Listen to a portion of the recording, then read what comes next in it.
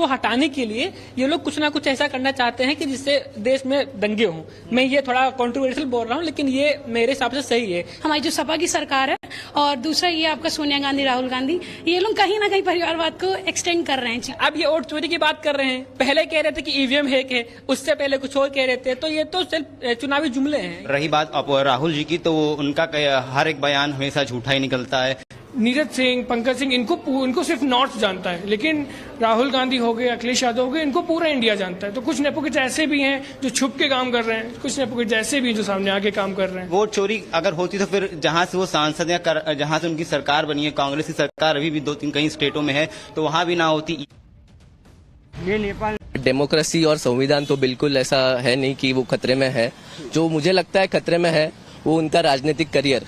राहुल गांधी जी का पहली बात तो उनकी जो बातें है मैं उसका खंडन करता हूँ, क्योंकि लिए हमें अपने सुप्रीम कोर्ट पे पूरा विश्वास है।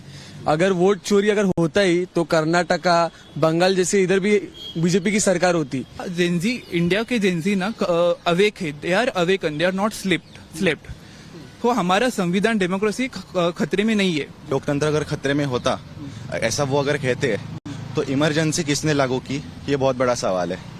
मुझे तो नहीं लगता कि भारत में ऐसा कुछ होगा, क्योंकि भारत को जो युवा है वो जागरूक है, उसे अपने संविधान पे भरोसा है कि वो मानता है कि देश में ऐसी परिस्थिति कभी नहीं आएगी। अगर वोट चोरी सच्ची में हुई है तो उनको मेरा मानना है, इन माय ओपिनियन, उनको एटलीस्ट एक कंप्लेंट और अपील फाइल कर देनी चाहिए कोर्ट में। हाँ,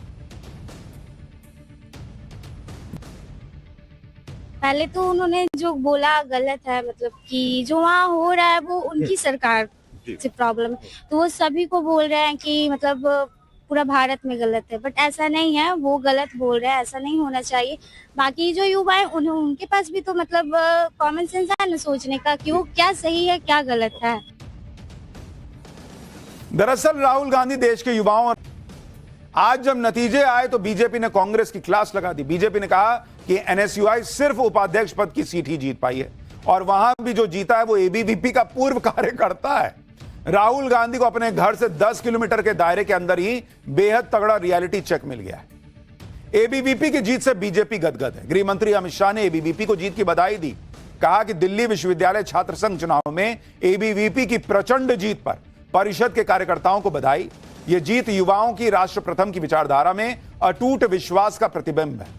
इस विजय से परिषद की छात्र शक्ति को राष्ट्र शक्ति में परिवर्तित करने की यात्रा को और गति मिलेगी। देखिए, वैसे तो ये एक छात्र संघ का चुनाव था, लेकिन चूंकि राहुल गांधी, इंडी गठबंधन वाले, जेन जी जब कॉलेज में प्लेसमेंट चल रहा था तब भोलेनाथ से एक वादा किया था, अगर जॉब लग जाए तो 16 सोमवार तक। महत्ता जो है वो बढ़ गई कि देखिए जेन जी क्या सोच रहा है। डूसू चुनाव में हार राहुल गांधी के लिए झटका है, क्योंकि राहुल गांधी जेन जी वाला फेक नैरेटिव नरेंद्र मोदी के खिलाफ बनाने में जुटे हैं। लेकिन इस हार की फजीहत को ढकने के लिए एनएसयूआई भी वही बहाना बनाने लगी जैसा राहुल गांधी ने उपराष्ट्रपति का चुनाव हारने पर किया था।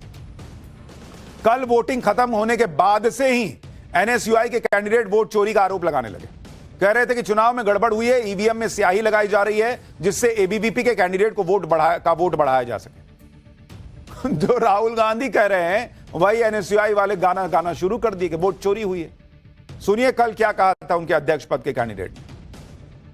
विश्वविद्यालय प्रशासन से, दिल्ली की सरकार से और देश की सरकार से पूछना चाहती हूँ कि जो मैंने मेहनत करी है और जो आज के दिन 4-5 घंटों में मेरी सारी मेहनत पर पानी फेरा जा रहा है, जो चीटिंग हो रही है, उसका रिस्पॉन्सिबल कौन है। मैं देश की सरकार से पूछना चाहती हूँ कि वोट चोरी का मुद्दा तो आप यहाँ तक ले आए, स्टूडेंट छात्र कैसे एक दिल्ली विश्वविद्यालय में चुनाव लड़।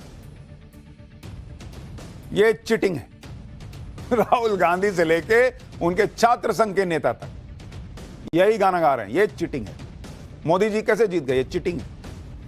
ये सही है कि चुनाव जीत जाओ तो सब ठीक, हार जाओ ईवीएम खराब, वोट चोरी, फलाना ढिमकाना, संवैधानिक संस्थाओं को कटघरे में खड़ा कर दो। बॉस, पब्लिक नहीं पसंद कर रही।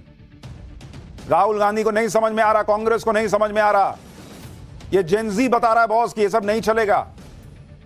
बीजेपी राहुल गांधी पर भड़की हुई है, कह रही कि राहुल गांधी देश का माहौल बिगाड़ना चाहते हैं। बीजेपी वालों को सुन लीजिए, फिर मैं आपको दिखाता हूं नवभारत ने जो देश भर के अलग अलग जेनजी से पूछा है सवाल कि क्या वो सड़क पर आएंगे, क्या लोकतंत्र खतरे में है, राहुल गांधी के बारे में वो लोग क्या सोचते हैं। वो पूरी रिपोर्ट आपको दिखाऊंगा, पहले सुनिए बीजेपी वालों। क्या कहना चाहते हैं राहुल गांधी? आप कहना क्या चाहते हैं? कि एक जेएनजे के नाम पर देश में आप अराजकता फैलाना चाहते हैं?